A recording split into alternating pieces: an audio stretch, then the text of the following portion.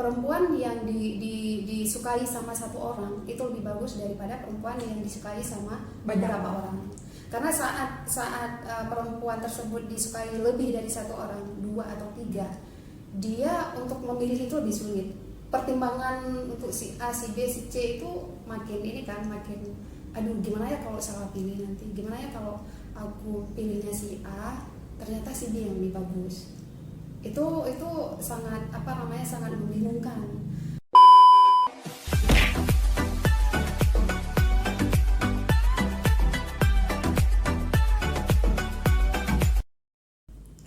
Halo, assalamualaikum warahmatullahi wabarakatuh. Bertemu lagi dengan saya Mina.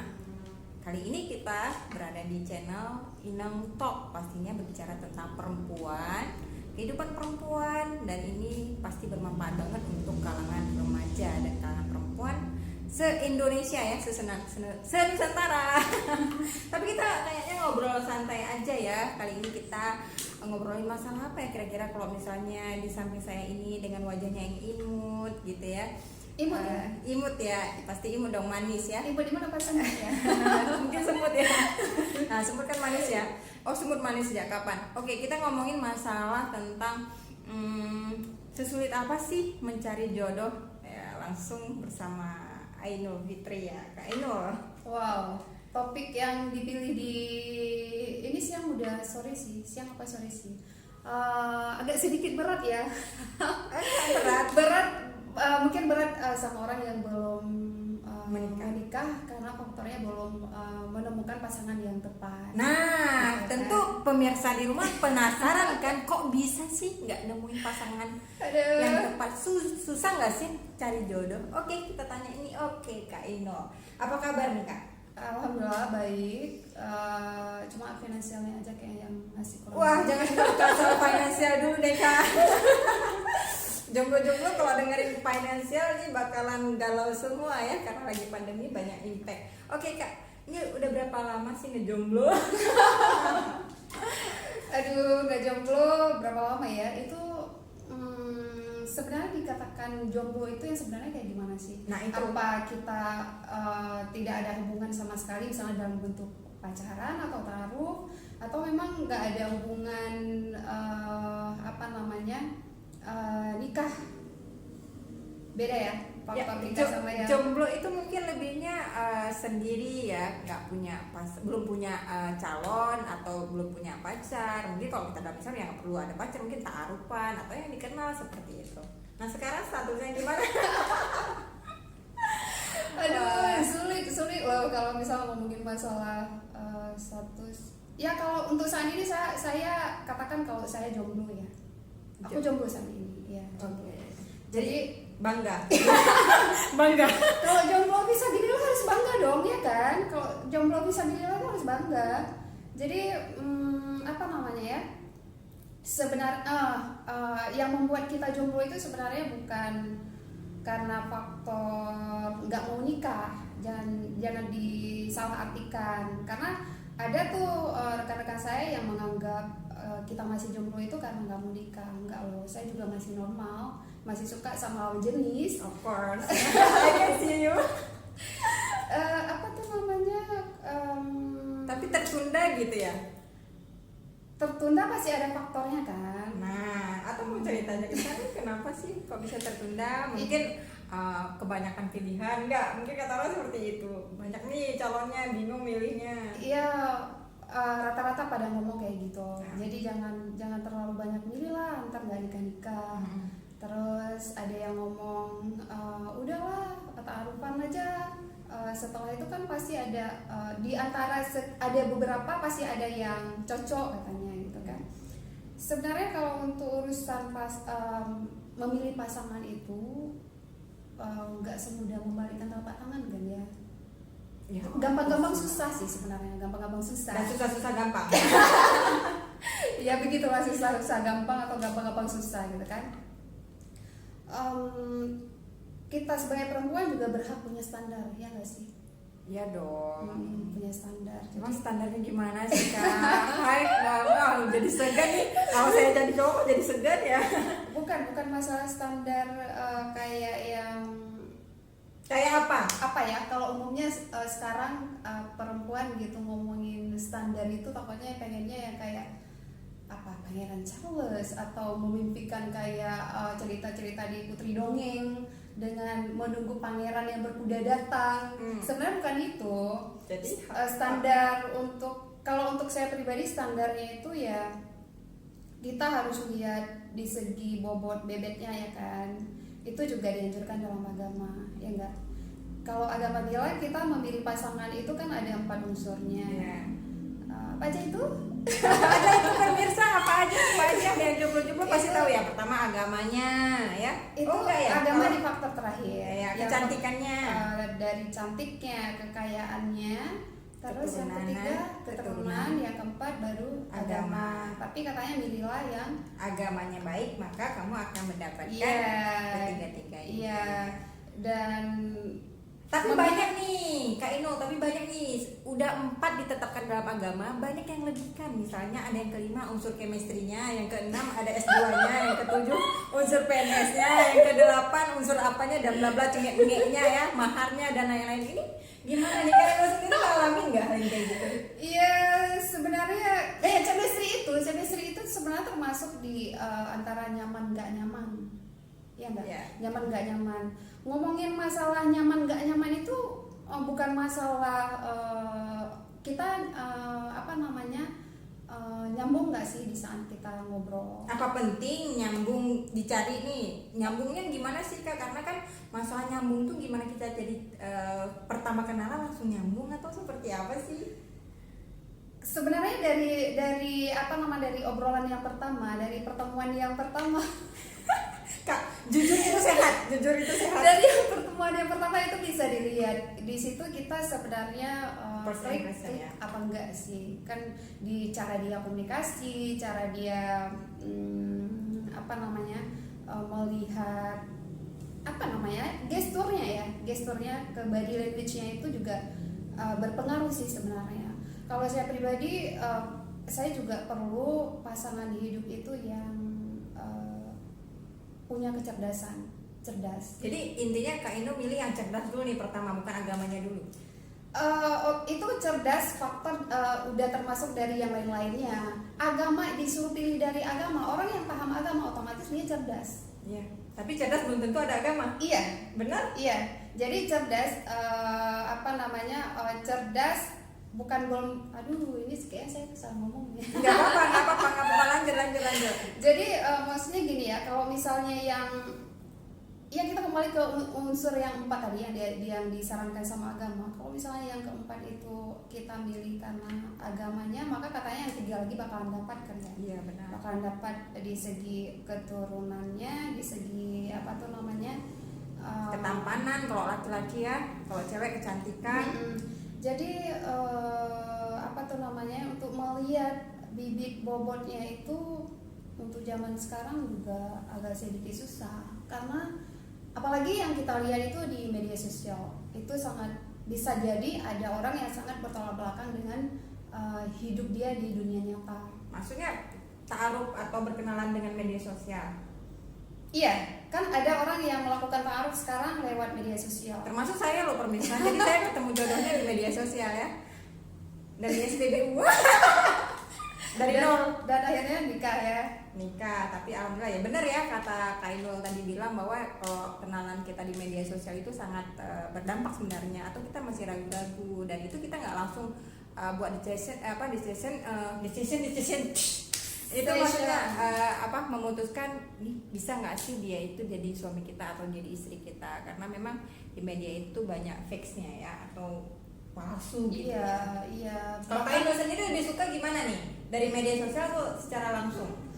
Kalau saya berawal dari media sosial nggak apa-apa, tapi tetap harus ketemu dulu untuk ya lihat bagaimana orangnya. Iya, cara komunikasi dia yang dengan melalui message sama langsung ngobrol itu kan berbeda.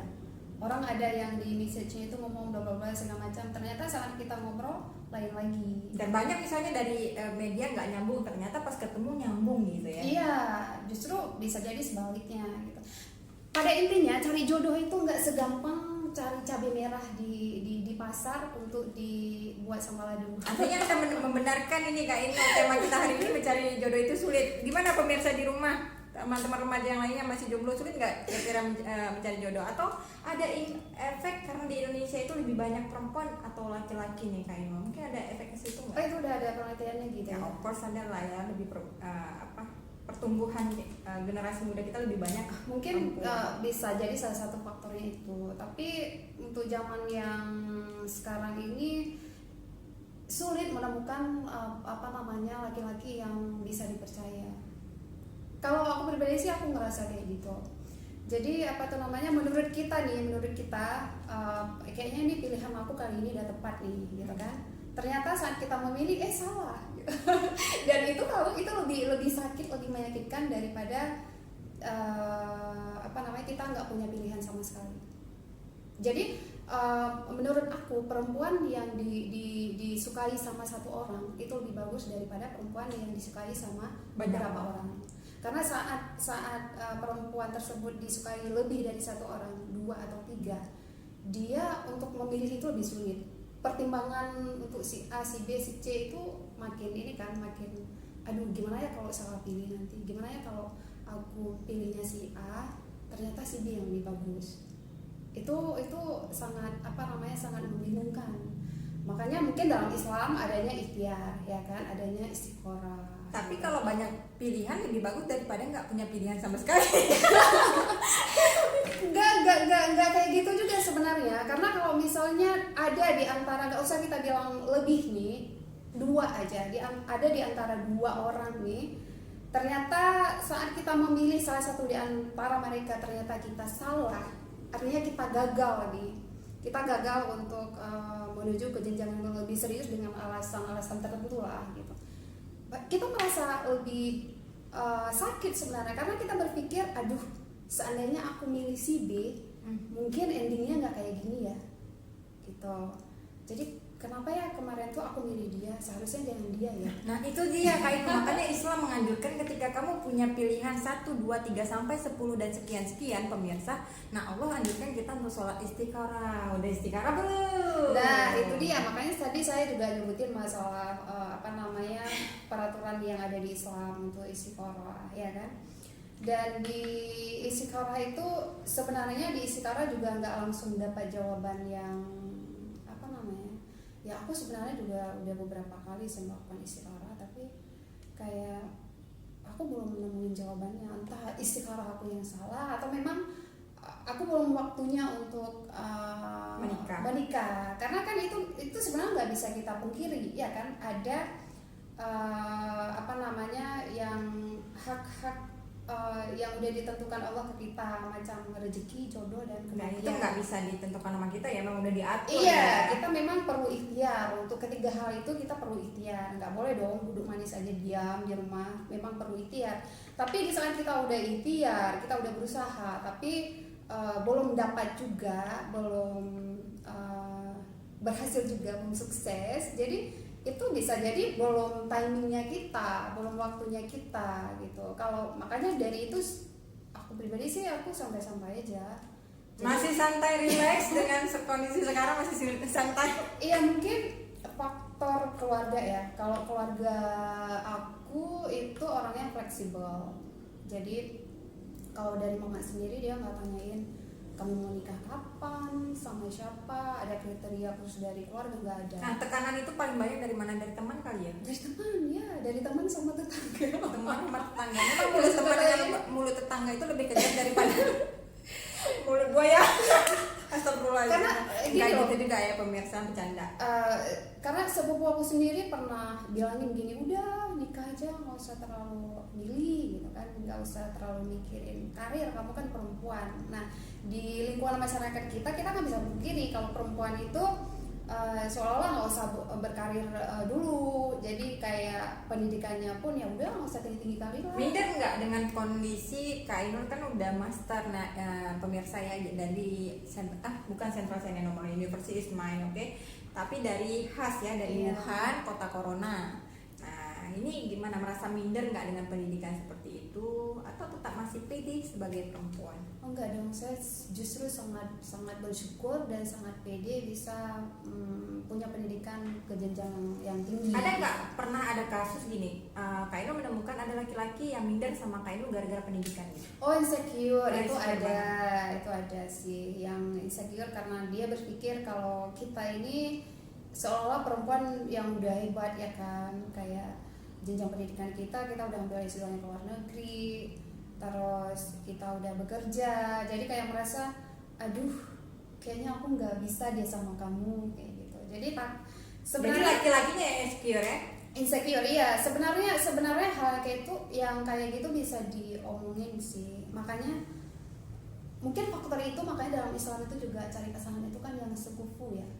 Yang sekufu itu artinya di jenjang sosialnya itu juga nggak terlalu jauh ya, artinya pendidikan. Iya. Terus mungkin faktor keturunan dan yang lain sebagainya. Iya, kayak ya kekayaan juga dilihat ya kan. Tapi kan kalau saya pribadi kan saya berasal dari keluarga yang sangat sederhana. Ya kita pun kuliah ke luar negeri itu kan karena beasiswa, bukan self support. Nah, apalagi nih Kak Inu selain insecure laki-laki nih terhadap pendidikan kaum perempuan yang tinggi sehingga dia minder, apalagi kira-kira mahar kali ya? Ada nggak permasalahan dengan mahar, nggak siap lah, atau cuman ada laki-laki kita ketemuin bermental buaya gitu loh, jadi manis di bibir tapi secara kenyataannya mereka nggak mampu gitu. Kalau tepatnya kalau bahasa kamu nggak ada actionnya ya.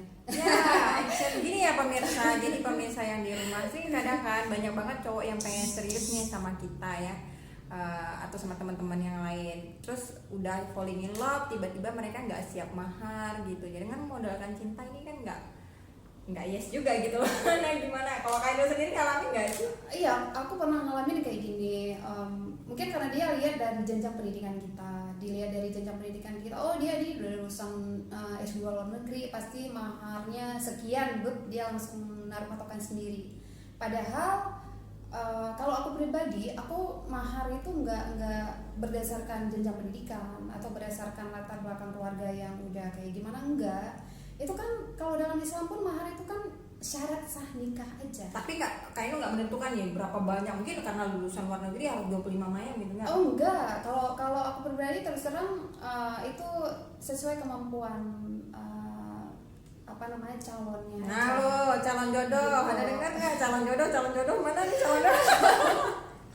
Iya, tidak ditetapkan ya? Iya sebenarnya itu lah ya faktor seseorang perempuan itu belum menikah bukan karena dia nentuin mahar yang terlalu tinggi, karena dia terlalu memilih kayak gimana, bukan. Karena memang pada dasarnya ya kayak saya bilang tadi, itu kan kita boleh punya standar dong. Dan saat belum memiliki, belum ngedapatin orang yang kita udah standarnya, oh aku mau yang kayak gini. Berarti belum dapat, berarti belum mutusin untuk yes. Iya, jadi kan kita punya hak untuk itu. Kenapa kita harus maksakan diri? Ntar misalnya nih ada yang beberapa kriterianya, ada beberapa pemikirannya yang nggak sesuai dengan kita. Nanti setelah menikah kita ngomongin setelah menikah. Kalau menurut aku nggak boleh. Aku maunya segala sesuatu itu ya diomongin juga sebelum nikah dong.